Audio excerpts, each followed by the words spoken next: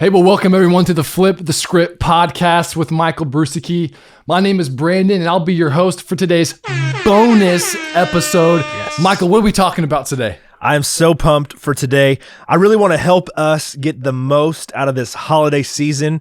You know, Thanksgiving is right here. Christmas will be here in just a few weeks. And, you know, I think we have a great holiday season or a bad holiday season based on how we think. And so I want to help us flip the script this holiday season where we need to. So it's an awesome season. Come on, that's great. Let's have a little holiday fun first, real quick. We're curious, Michael, what is your all-time favorite Christmas movie?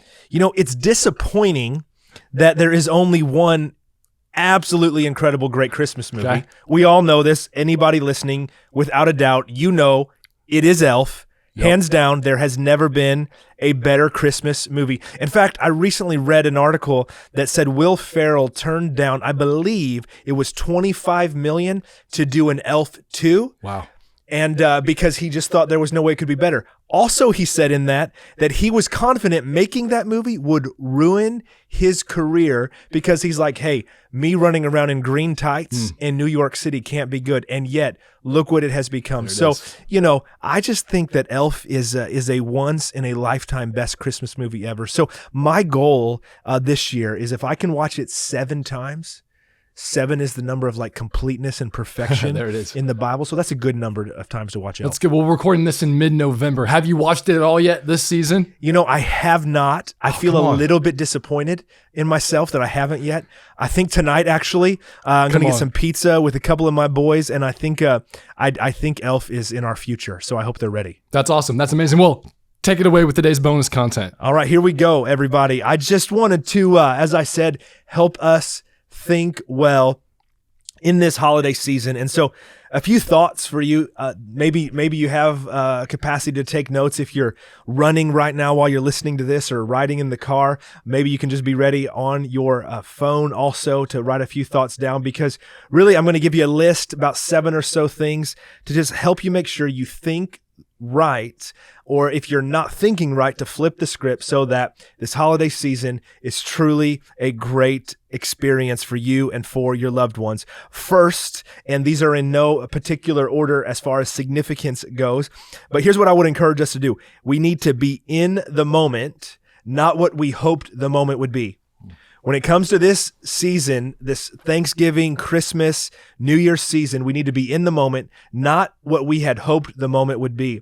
Here's why I think that. If you're like me, you often think things are going to be incredible. It really doesn't matter what happens in my life. I think the next thing's going to even be more awesome. So last Thanksgiving was great. I'm like, this Thanksgiving's going to be better. Last Christmas was great. This Christmas is going to be better. And if it wasn't good, then you're like, well, hey, this one's going to be better. Here's the thing.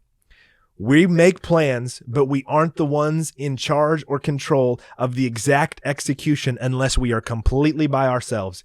And for most of us, that is not how we'll spend this holiday season. So I want to encourage you, don't be mad and frustrated because the moment's not going how you hoped. There's something good in every single moment, and I will miss it if I'm frustrated about what's not going right. So for instance, when that family member says something ridiculous and you're just like, why did we have to invite him / him or her? When you're like, I just, whatever it would be, stop and go, no, this is just part of it. I'm going to process through this. It's going to be okay. When the food got burnt, when the people didn't show up, when the people did show up, whatever it would be, all of these little things that go on, ask yourself, what can I learn?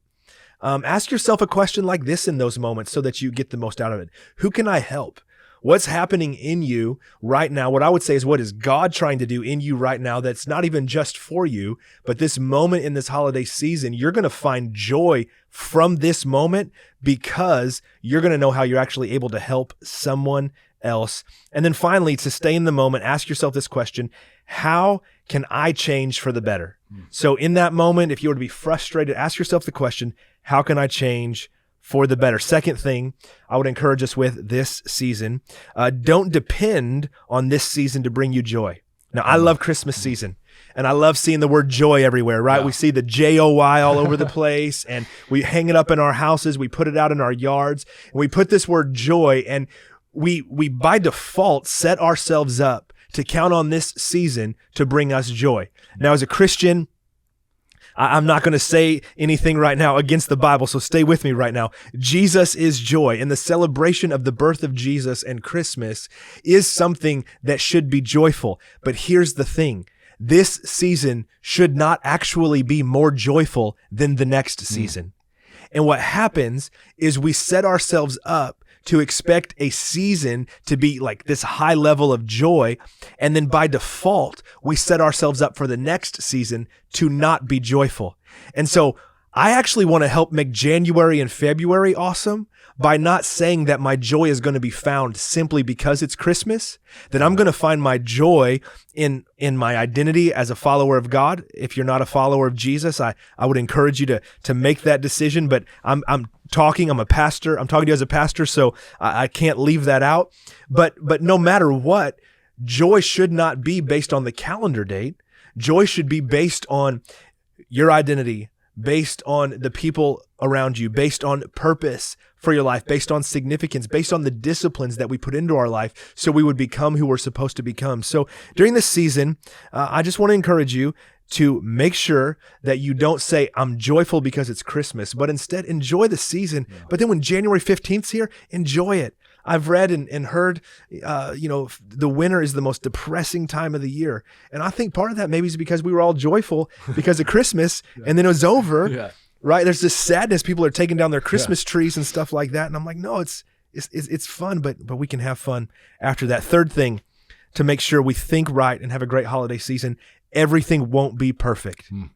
Everything won't be perfect. It's as self-explanatory as I can give it to you. I know you know that today, but let it rest. Get it in your mind, get it in your heart that everything won't be perfect, and that's okay. Number 4, enjoy the people. Enjoy the people. Enjoy the people you're with, not the people you wish you were with. Enjoy the people you're with, not the people you wish you were with. You know, there's a reality for all of us today that we would change certain things about our life if we could in a moment. There's a reality for all of us today that we would change certain things about some of the people in our life in a moment if we could. But that's just not how life works. So we get to make the decision. Instead of wanting to enjoy perfection, I can enjoy people.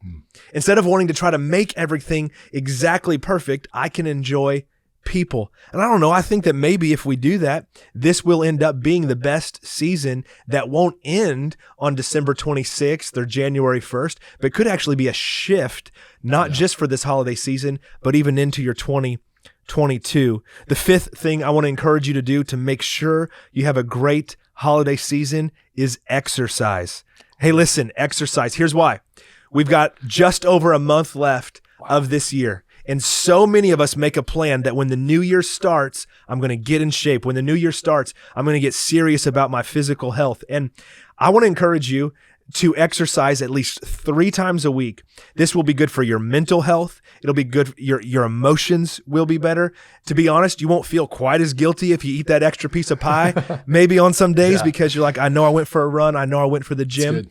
I think you'll be surprised if you don't regularly exercise. Start exercising in the holiday season. And when your friends and family are like, why are you starting to exercise now? Say, because I want to have the best holiday season. Come on. And your mental health is tied to your physical health as well. Number 6, laugh.